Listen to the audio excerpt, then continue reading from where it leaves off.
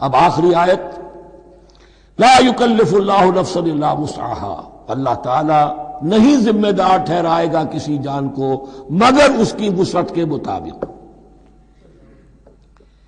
یہ بہت بڑے فضل و کرم والی آیت ہے۔ جیسے میں نے کہا تھا میگنا کارٹا جو ہے انسانی حقوق کا، کہ اجیب دعوت الداع اذا دعان، جہاں بھی مجھے کوئی پکارے، جب پکارے میں اس کی پکار سنتا ہوں، قبول کرتا ہوں۔ ہاں فَلْيُؤْمِنُوا بِي فَلْيَسْتَجِيبُوا لِي، انہیں بھی چاہیے کہ میرا کہنا مانے۔ دو طرفہ بات چلے گی، یک طرفہ نہیں۔ میری مانو، اپنی منواؤ۔ تم دعائیں کرو گے ہم قبول کریں گے، تم ہماری بات نہیں مانتے پھر تمہاری دعا تمہارے منہ پر دے ماری جائے گی۔ کرتے رہو قنوت نازلہ 40 دن کے 80 دن پڑھتے رہو، ڈھاکہ تو بیٹھ ہی جائے گا، بیٹھ گئے۔ یہودیوں سے شکست تو ہو ہی جائے گی، ہو گئی۔ کرتے رہو، حرمین میں پڑھتے رہو قنوت نازلہ، مکے میں پڑھو، مدینے میں پڑھو، پوری دنیا میں پڑھو۔ اللہ کو پیٹھ دکھائی ہوئی ہے، اس کے دین کو پاؤں تلے روندا ہوا ہے، اللہ کے باغیوں سے دوستی ہے۔ کسی نے قبلہ ماسکو کو بنایا تھا اور کسی نے واشنگٹن کو بنایا تھا، تمہاری دعائیں کیسے قبول ہوں؟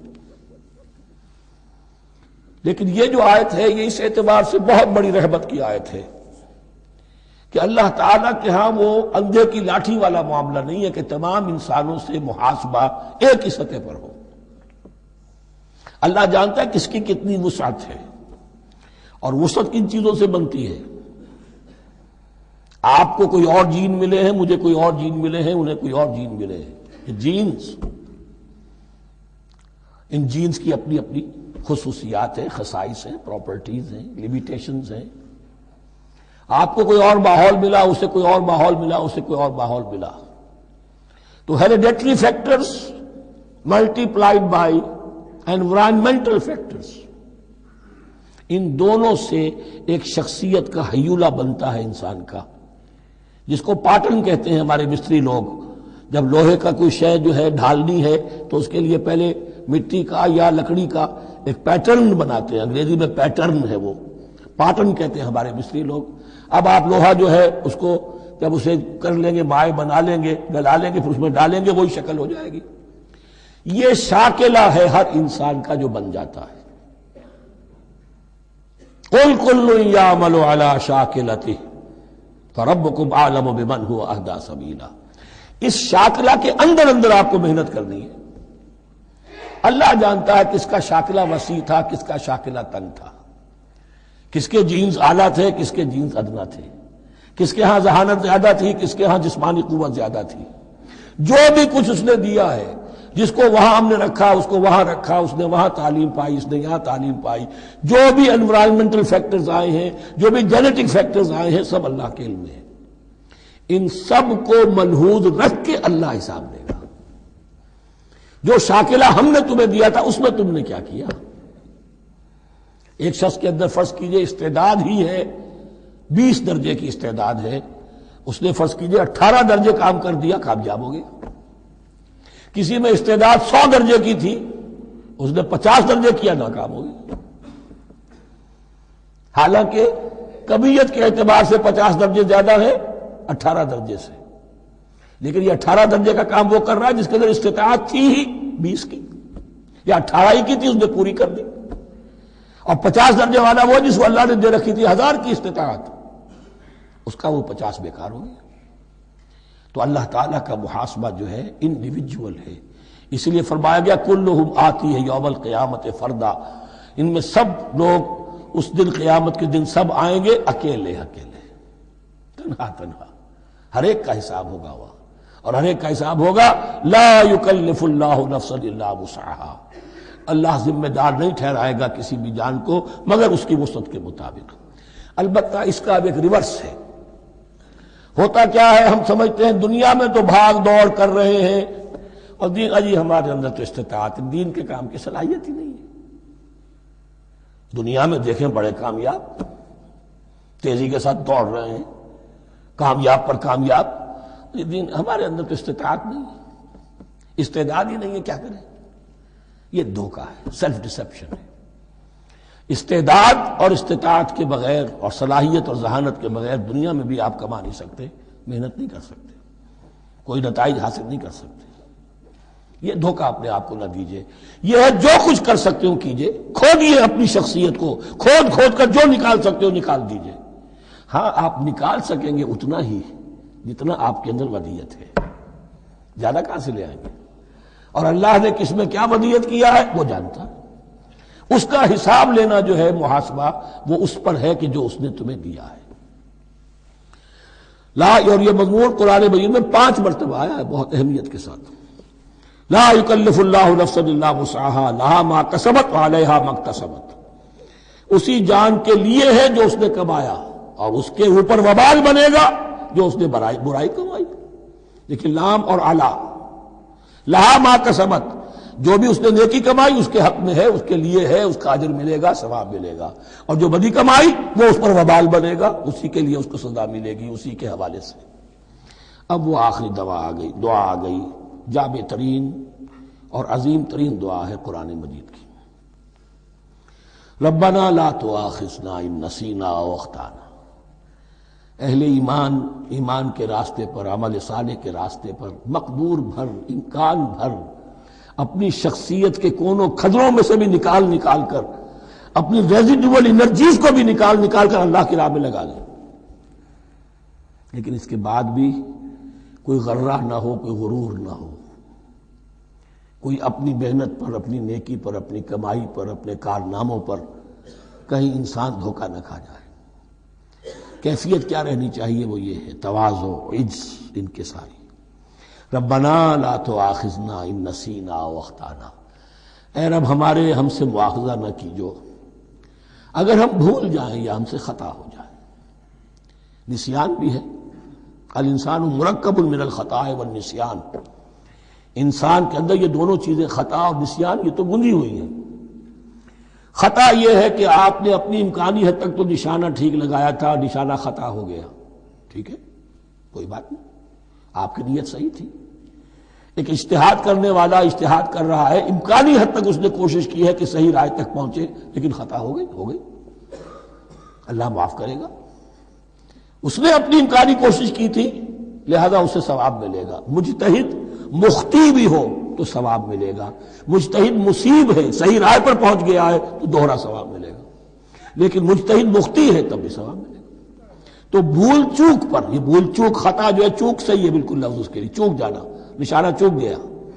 تو اے پروردگار جو بھی ہم سے سرزد ہو جائے، غلطی ہو جائے، بھول کی وجہ سے یا خطا کی وجہ سے، اس پر مواخذہ نہ کیجو۔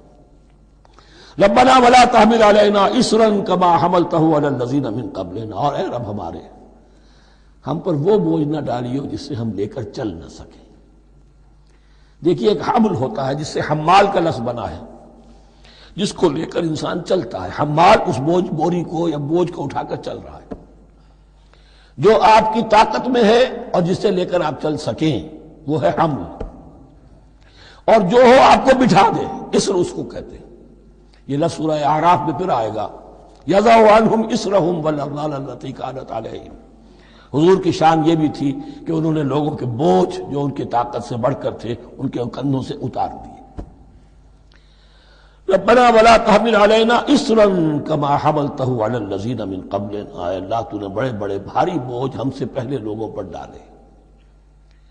شریعت بھی پہلے بھاری تھی، بہت سے معاملات ہم نے دیکھ لیے، روزہ ہمارے لیے کتنا آسان کر دیا گیا، رات کو نکال دیا روزے سے، کہہ دیا خاص طور پہ کھاؤ پیو ضرور، سحری ضرور کرو، تسحروا فإن فی السحور برکہ، کتنی آسانی ہے۔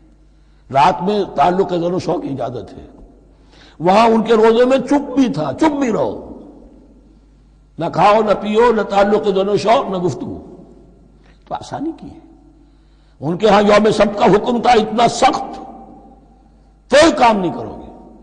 ہمارے ہاں وہ تھوڑے سے وقت کے لیے، اذا نودی للصلاۃ من یوم الجمعۃ فاسعوا الی ذکر اللہ وذروا البیع، اذان سے لے کر اور نماز کے ادا ہو جانے تک ہر کاروبار دنیاوی حرام ہے، لیکن اس سے پہلے اس کے بعد آپ کر سکتے ہیں، تو آسانی ہے۔ ربنا ولا تحمل علینا اصرا کما حملتہ علی الذین من قبلنا، ربنا ولا تحملنا ما لا طاقت لنا به، اور اے رب ہم پر وہ بوجھ نہ ہم پر عائد کیجو، ہم پر ڈالیو جس کی کہ ہمارے اندر طاقت نہ ہو۔ واعف عنا، ہم سے درگزر فرماتا رہے، ہمیں معاف کرتا رہے، واغفر لنا، اور ہمیں بخشتا رہے۔ مغفرت کا لفظ جو ہے اس کو سمجھ لیجئے ڈھانپنا۔ مغفر کہتے ہیں خود کو، جو ہیملٹ پیٹرن ہوتا ہے تاکہ گولی جو ہے وہ سر پہ لگے تو یہ آپ کو بچا لے۔ مغفر خود پہنتے تھے تلوار کے وار سے سر کو بچانے کے لیے، سر کو ڈھانپا ہوا مغفر سے۔ تو گناہ کو اللہ تعالیٰ اپنی رحمت سے ڈھانپ دے۔ واغفر لنا، ہماری خطاؤں کی پردہ پوشی فرما دے۔ ورحمنا، اور ہم پر رحم فرما۔ انت مولانا، تو ہمارا مولا ہے، والی ہے، ہمارا پشت پناہ ہے، مددگار ہے۔ اللہ ولی الذین آمنوا یخرجہم من الظلمات الی النور فانصرنا علی القوم الکافرین، بس ہماری مدد فرما کافروں کے مقابلے میں۔ انہی الفاظ پر وہ دعا ختم ہوئی تھی جو طالوت کے ساتھیوں نے کی تھی علیہ الصلوۃ والسلام۔ اصل میں یہ دعا اب تلقین کی جا رہی ہے، مرحلہ سخت آ رہا ہے، مرحلہ سخت ہے اور جان عزیز، تاب لاتے ہی بنے گی آپ غالب۔ اب وہ مرحلہ آ رہا ہے، اس کے لیے تیار ہو جاؤ۔ یہ سارا حصہ جو ہے در حقیقت یہ تمہید ہے غزوہ بدر کی۔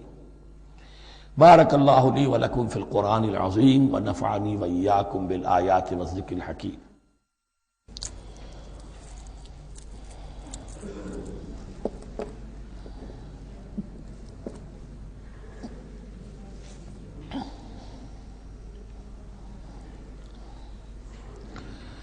بسم اللہ اولہ و آخرہ۔ سورہ بقرہ کے ترجمے اور مختصر تشریح کے اختتام کے بعد اب ہمیں مکی اور مدنی صورتوں کے اس پہلے گروپ میں جو دو جوڑے مدنی صورتوں کے ہیں، ان میں سے پہلے جوڑے کی دوسری صورت کا مطالعہ کرنا ہے۔ یہ سورہ آل عمران ہے۔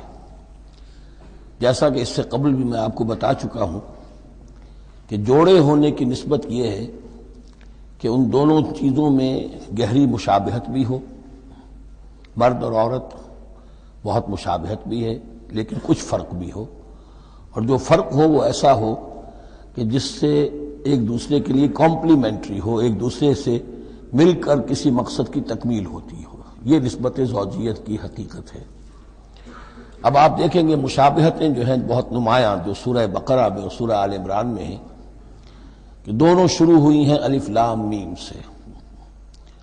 دونوں کے شروع میں قرآن مجید کی عظمت کا بیان ہے، اگرچہ سورہ آل عمران میں اس کے ساتھ ہی تورات اور انجیل کا بیان بھی ہے۔ دونوں کے اختتام پر بڑی عظیم آیات آئی ہیں۔ وہ آیت ہم پڑھ چکے ہیں جو سورہ بقرہ کے اختتام پر آئی ہے، جو کہ ایک عظیم دعا پر مشتمل ہے، عظیم ترین دعاؤں میں سے اس کو شمار کیا جا سکتا ہے۔ ربنا لا تؤاخذنا ان نسینا واخطانا۔ سورہ آل عمران کے آخری رکوع میں بھی ایک نہایت جامع دعا آئی ہے، وہ 3-4 آیتوں میں پھیلی ہوئی ہے، بڑی جامع دعا ہے۔ پھر جیسے میں نے آپ کو بتایا کہ سورہ بقرہ میں بھی یہ سورۃ الامتین ہے، دو امتوں سے بحث کر رہی ہے، گفتگو کر رہی ہے، خطاب کر رہی ہے۔ یہی معاملہ سورہ آل عمران کا بھی ہے، لیکن یہ فرق ہے کہ سورہ بقرہ میں زیادہ گفتگو ہے یہود کے بارے میں، اور سورہ آل عمران میں زیادہ گفتگو ہے آل عمران کے نصارہ کے بارے میں۔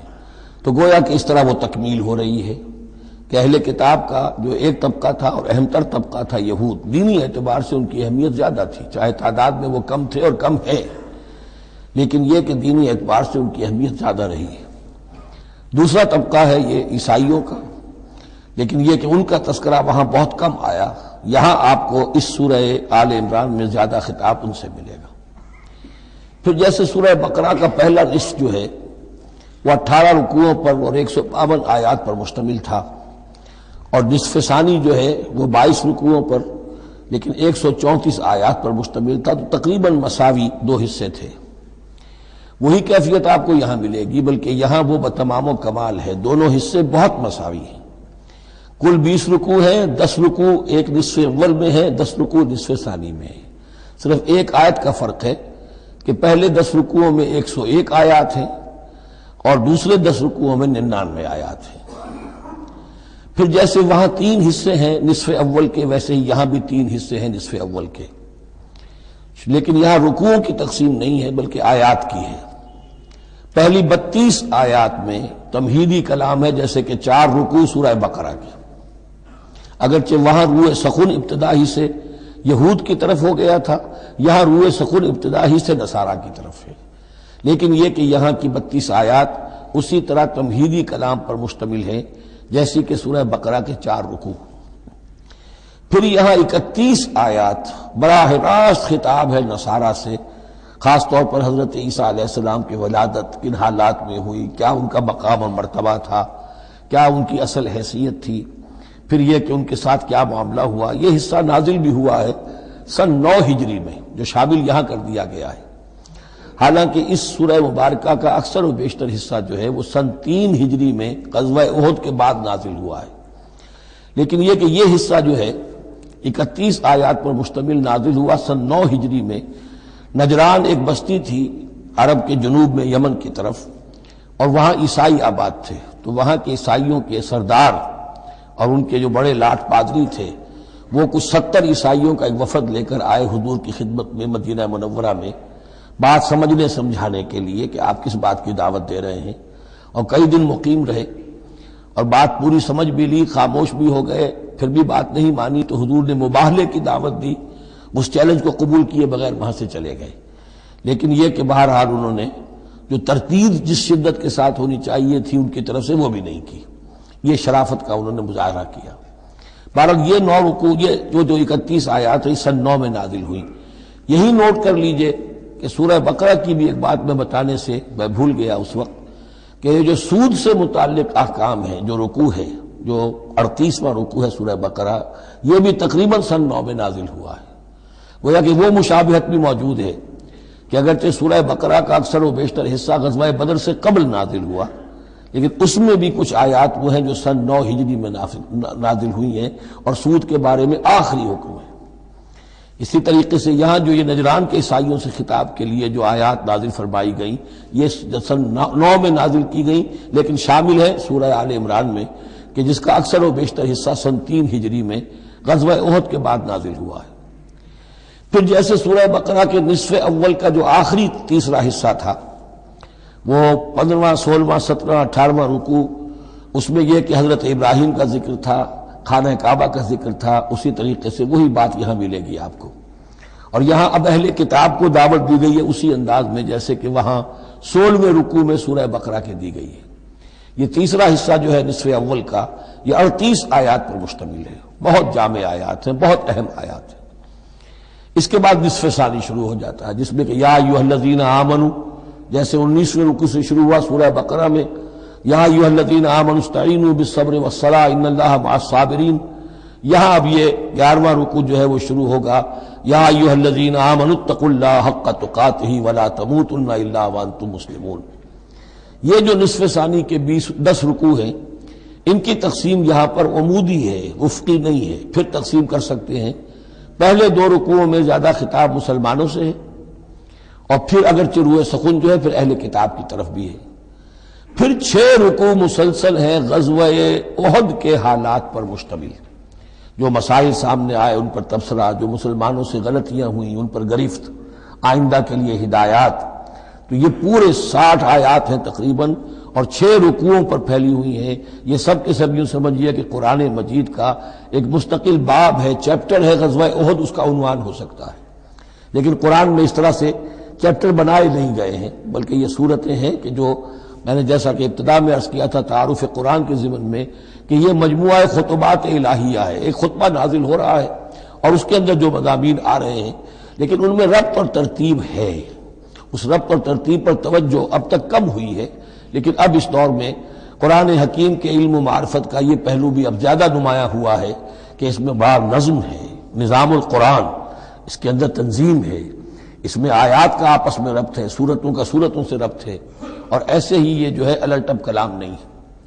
پھر آخری 2 رکوع وہ ان میں سے ایک تو جو ہے آخری رکوع، وہ تو بہت ہی جامع ہے، اور اس میں وہ عظیم دعا بھی آئی ہے، اور فلسفہ ایمان کے بارے میں اہم ترین بحث ہے کہ جو اس مقام پر آئی ہے۔ اور اس طریقے سے، اور جو اس سے پہلے کا رکوع ہے 19واں رکوع، وہ بھی در حقیقت کنکلوڈنگ جس کو کہا جاتا ہے، سم اپ کرتے ہوئے پوری سورہ مبارکہ کے مضامین کو، بڑے جامع مضامین پر مشتمل ہے۔ تو اس طرح آپ دیکھیں گے، اور جگہ جگہ آپ دیکھیں گے کہ بعض اوقات تو الفاظ وہی آ رہے ہیں، وہی انداز ہے۔ وہاں بھی کہا گیا تھا مسلمانوں تم کہو ہم ایمان رکھتے ہیں اللہ پر اور جو کچھ ہم پر نازل کیا گیا اور جو کچھ ابراہیم پر اور اسحاق پر، وہی آپ کو آیات یہاں بھی ملیں گی۔ حضرت ابراہیم کا ذکر وہاں ہے، یہاں بھی ملے گا۔ یہود پر ضربت علیہم الذلۃ والمسکنہ والی آیت وہ یہاں بھی آئے گی۔ ذرا ترتیب کا فرق ہے، اور اسی ترتیب کے فرق کی وجہ سے ہمارے قاری صاحب جو ہیں حافظ مقبول صاحب، وہ چکر کھاتے رہے ہیں کہ سورہ بقرہ میں وہ اس مقام کو پڑھتے ہوئے اور وہ چلے جاتے تھے سورہ آل عمران میں۔ تو یہ متشابہ کہلاتے ہیں، قرآن مجید میں متشابہ، اور یہ حفاظ کے لیے مشکل ترین مقام ہوتے ہیں کہ تیزی میں روانی میں وہ اس سے مشابہ جو مقام ہے وہ ادھر منتقل ہو جاتے ہیں۔ لیکن مضامین کے اندر آپ کو اتنی گہری مناسبت نظر آئے گی کہ جس کو میں نے تشبیہ دی ہے زوجیت، کہ ظاہر بات ہے کہ ہر حیوان کا جوڑا جو ہوتا ہے وہ یوں سمجھیے کہ 90% تو ایک دوسرے سے مشابہ ہوں گے، لیکن یہ کہ ان میں 5-10% کا فرق بھی ہوگا، اور وہ فرق بھی ایسا ہوگا کہ جو دونوں کے جمع ہونے سے کوئی نیا مقصد پیدا ہو رہا ہے۔ اب جیسا کہ آپ کو معلوم ہے تناسل کا معاملہ ہے، اس کے اعتبار سے مرد اور عورت کے جسم میں فرق ہے، لیکن دونوں سے مقصد تناسل جو ہے کہ آگے نسل پھیلے، اولاد ہو، وہ مقصد حاصل ہو رہا ہے، وہ یک طرفہ طور پر حاصل نہیں ہو سکتا۔ یہ نسبت زوجیت جو ہے قرآن حکیم کی صورتوں میں بتمام و کمال ہے، اکثر و بیشتر میں۔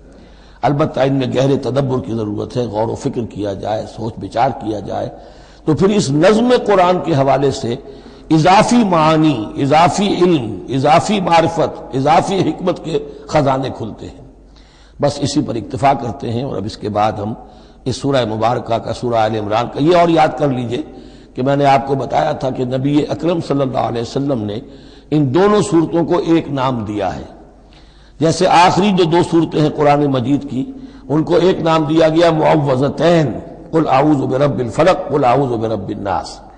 ان دونوں صورتوں کو ایک نام دیا گیا الزہراوین، 2 نہایت تابناک اور روشن صورتیں۔ تو یہ اس میں تمہیدی کلام میں بس اسی پر اکتفا کر کے اب ہم آگے مطالعہ شروع کرتے ہیں۔ بارک اللہ لی و لکم فی القرآن العظیم ونفعنی و ایاکم بالآیات والذکر الحکیم۔